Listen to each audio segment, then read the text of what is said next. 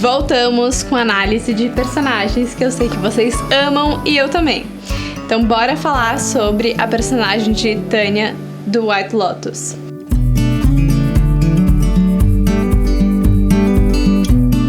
Bom, eu já falei um pouco sobre essa série aqui, vou deixar o card linkado, que foi a minha última série de 2022 e ela entrou no meu top 3 de melhores séries do ano. Então, eu vou brevemente falar um pouquinho sobre como que funciona essa série, aí eu entro mais sobre a personagem da Tanya e aí eu trago o meu diagnóstico como psicóloga clínica pra ela, fechou?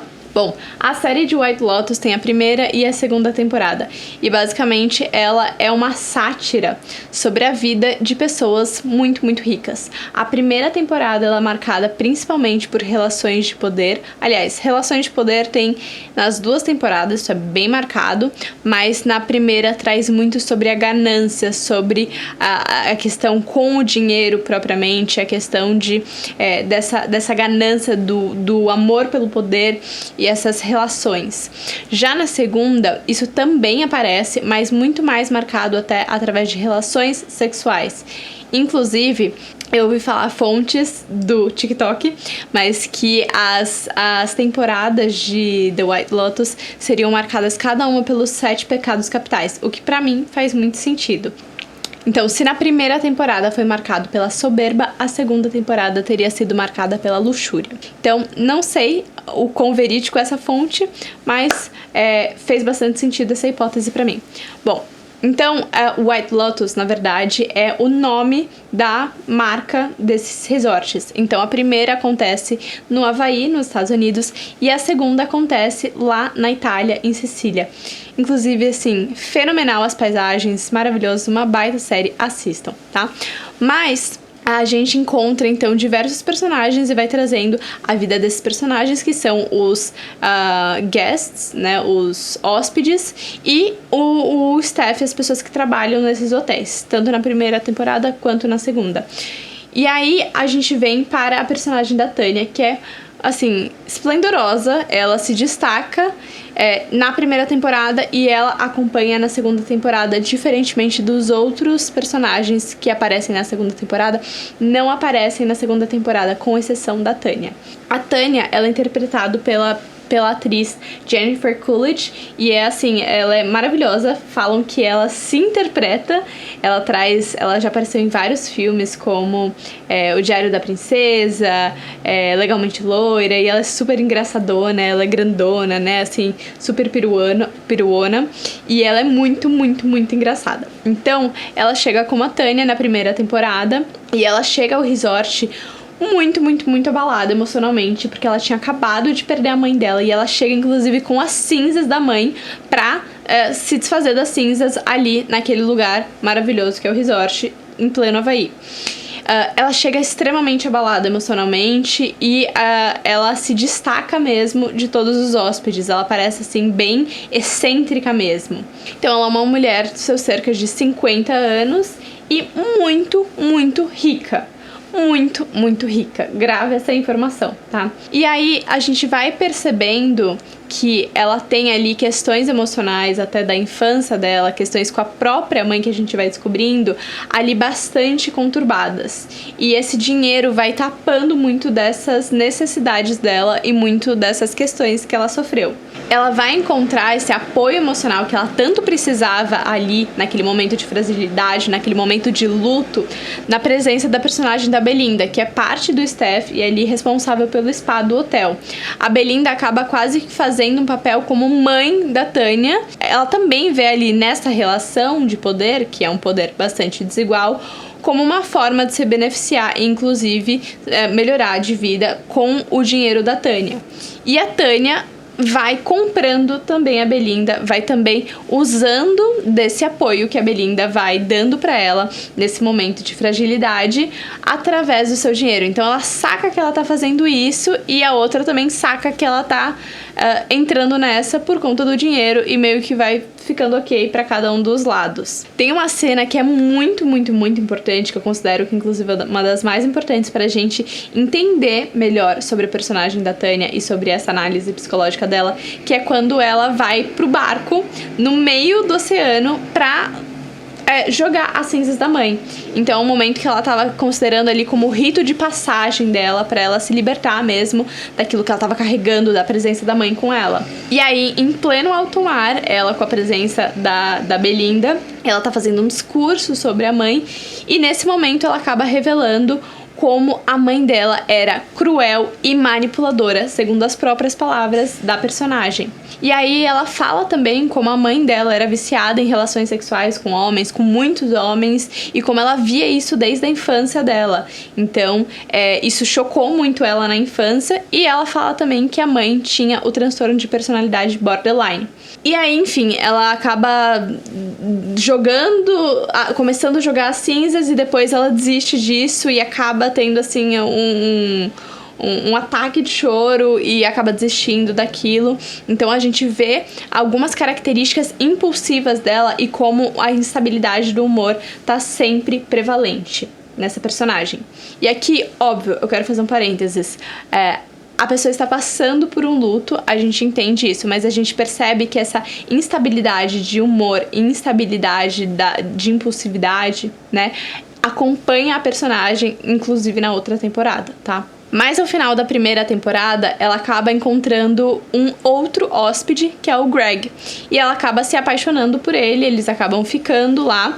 E desde a primeira relação que eles tiveram, ele deixa muito claro que, assim, ele não tá interessado, que ele tá se divertindo com ela. E ainda assim, ela acaba se apegando muito a ele, ela acaba, né, dependendo ali, quase que uma relação de dependência emocional. E a gente percebe como isso acaba transferindo da personagem da Belinda pro Greg. Assim, muito rapidamente. E quase como se uma pessoa fosse descartável e a outra também vai ser descartável mais pra frente. E em uma das cenas também que aparece, ela com o Greg, ela se considera como uma cebola. Que ela tinha que...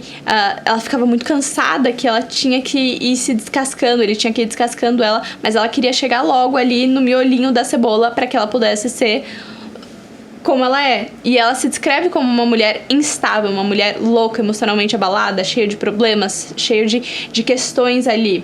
E aí a gente percebe ela chegando assim descamando, né, essa cebola e chegando ali no centro, e a gente vê como ela ali parece realmente instável e mostra isso sem medo pra ele, mas esperando que ele fosse abandonar ela. Então, assim, é até bastante marcante, porque ela despeja tudo no cara que ela basicamente estava acabando de conhecer. E ela espera que ele saísse, assim, tipo, vai embora, agora você encontrou a louca, você viu tudo que eu tenho. E assim, fica bem caricato ali aquela cena. E aí ele meio que olha pra ela assim, tá, então vamos? Não vou embora. Ela, não, você pode ir embora, vai embora. Ela, inclusive, dá as cinzas da mãe pra ele. É muito engraçado. E assim, o que eu vou fazer com esse negócio? E aí eles acabam ficando juntos. Mas desde o início a gente percebe, e ele deixa muito claro que, assim, ele não tá muito interessado. Ele não tá apaixonado como ela tá. Assim, não tem essa relação de amor como ela demonstra desde o início até com ele. Ele tá ali meio que se divertindo. E aí a gente vê também como a relação de poder e de dinheiro acaba se perpetuando aí nessa relação. Bom, na segunda temporada a gente entende que eles casaram, o Greg e a Tânia casaram, e a segunda temporada, como eu já falei, acaba sendo na Itália. Eles vão para um outro resort, o White Lotus, e a gente vê que nessa relação eles já estão casados, e é uma relação desigual, financeiramente falando, onde ela é muito mais rica que ele, e que, inclusive, ela ajudou com os recursos dela a curar uma doença ali terminal que ele tinha. E aí a gente percebe também, e ela traz como essa cura dessa doença acaba aumentando a longevidade do Greg, e ele se vê ali meio que encurralado nessa relação que ele não tem como sair. Ele achava que ia durar muito menos porque ele achava que ele ia morrer. Então ela traz isso à tona também, e a gente vê várias humilhações que ele acaba fazendo ela passar, e como ela acaba sempre passando por cima disso, mas demonstrando muito uma relação de dependência ali amorosa. Um parênteses que eu esqueci de falar. Logo no finalzinho da primeira temporada, ela percebe que tem essa dependência emocional das pessoas e como ela acaba utilizando o dinheiro pra comprar as pessoas. E ela acaba revelando isso, inclusive, pra Belinda, que acaba sendo jogada de escanteio. E aí, voltando aqui pra segunda temporada, a gente percebe essas micro humilhações que ela vai passando e como parece que o Greg realmente não está ali confortável com ela. E tudo que ela faz parece ser desconfortável pra ele, parece ser muito excêntrico, parece ser muito demais. Então ela tem uma personalidade aí mais extravagante, aí a gente continua vendo atos impulsivos dela, a gente vê bastante da desregulação emocional dela, inclusive com a comida, e essa instabilidade também em relação à própria autoimagem. Então aí questões com a própria autoestima. Até que o que fica bem marcado mesmo é quando o Greg fala pra Tânia que ele precisa se ausentar dessa viagem deles por alguns dias, porque ele precisa viajar a trabalho e depois retornar ali. E ali ela entende como um abandono gigantesco. Então, se na primeira temporada, logo quando eles tinham acabado de se conhecer, ela já demonstra, assim, ele tá abandonando ela, então, tipo, vai embora. É engraçado, porque com medo de ser abandonada, ela acaba afastando ainda mais as pessoas. E isso se repete várias vezes na vida dela, inclusive com as assistentes dela. Então, quando ele fala isso pra ela, ela se sente super rejeitada, ela se sente super abandonada e ela acaba falando que vai se divorciar, que ele tá querendo se divorciar dela e ela acaba, brigando com ele, humilhando ali, fazendo uma cena toda, porque ela tava entendendo que ela estava sendo totalmente rejeitada e abandonada pelo marido. E com isso, ela acaba assumindo o controle de, não, então eu que vou separar, eu que vou terminar tudo. E aí depois, rapidamente, ela volta atrás, já se humilhando novamente e já voltando atrás, inclusive em combinados que eles haviam feito como casal. Então a gente vê uma tentativa desesperada de não perder o amor dos outros. E nessa tentativa desesperada, ela acaba afastando e repelindo ainda mais as pessoas dessas relações próximas que ela tem. Ou melhor, que ela tenta ter.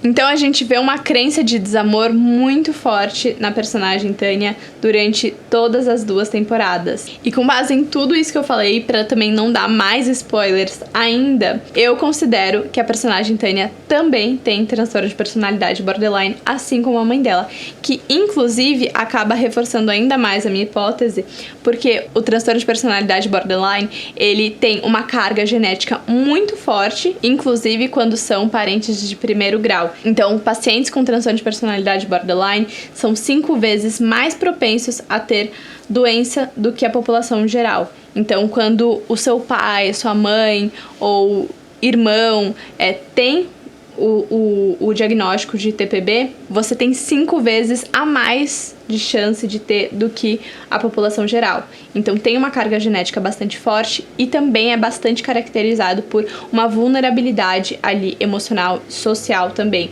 E a gente vê bastante isso na negligência da infância dela, que ela fala ali por cima, mas dá pra entender que ela foi bastante negligenciada pela mãe e o pai acaba nem aparecendo nessa história. Então todas essas características de estresse durante a primeira infância, que acabam contribuindo muito com o desenvolvimento desse transtorno, abuso sexual, enfim, isso acaba não deixando claro. Tudo isso corrobora, ou pelo menos influencia bastante no desenvolvimento desse transtorno. Então, por isso que eu acho que a Tânia tem o transtorno de personalidade borderline e crenças muito fortes de desamor ali, que acabam atrapalhando as relações dela, relações de bastante instabilidade. Só pra finalizar, eu adorei ela como personagem, eu adorei a interpretação da atriz, assim, fantástica. Inclusive, eu vou deixar aqui pra vocês linkado em algum lugar, ou talvez na descrição, o vídeo da atriz ganhando o Globo de Ouro como atriz coadjuvante.